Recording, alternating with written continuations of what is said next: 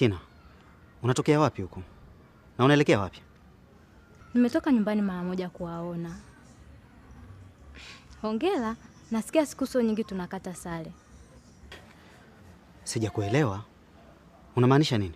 Si ndoa yako wewe na Suzi au huna hizo taarifa? Nashangaa kuona bwana harusi hana hizo taarifa. Hongera, siku sio nyingi unaenda kuitwa baba. Na ni ndoto ya kila mwanaume. Lakini kuwa makini, usije ukazoa mbuzi kwenye gunia. Lakini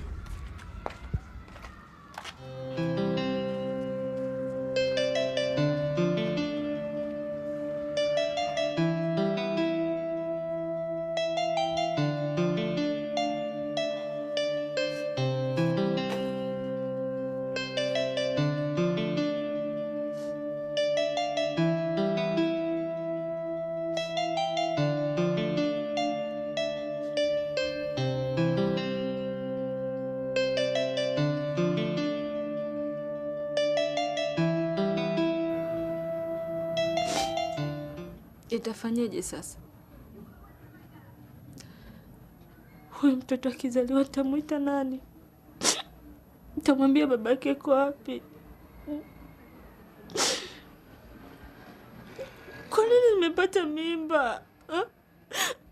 Kwa nini nimepata mimba? Mbona kile kitu kinanielemea mimi, King? Nataka kuanza upya, linaingia jambo jipya, King. Unafikiri nitamwambia nini hichi kiumbe?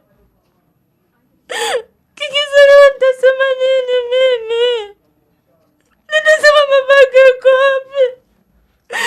Kwa nini matatizo yananiandama? Sandra, sio vizuri kulia. Jaribu ukihurumia basi hicho kiumbe ambacho kipo tumboni. King, nasema ujui tu. Hujui, King. Mama yake sidhani kama tukubali kiumbe changu, King. Mama yake alikuwa ananichukia. Unadhani atampokea huyo mtoto? Unadhani ndo atakubali ile damu yao, King? Joneli nikataa mbele yako hapa, King. Sasa nitaanzaje kumwambia na mimba yake? Usisahau kuwa Suzi pia na mimba. Na huyo Joni.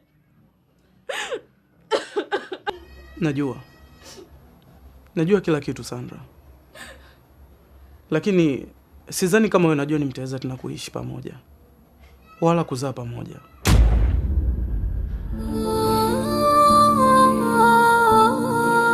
Unamaanisha nini, King? Unamaanisha nini?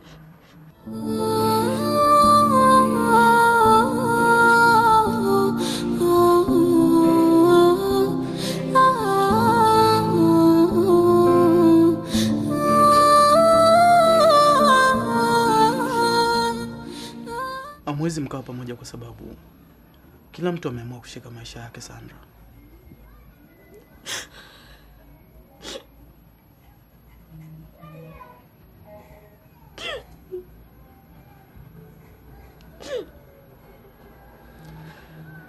Lakini lazima ajue kama nimebeba kiumbe chake. Unafikiri mtoto akizaliwa nitamwambia baba yake yuko wapi, King? Naanzaje kuwa single mother katika umri kama huu?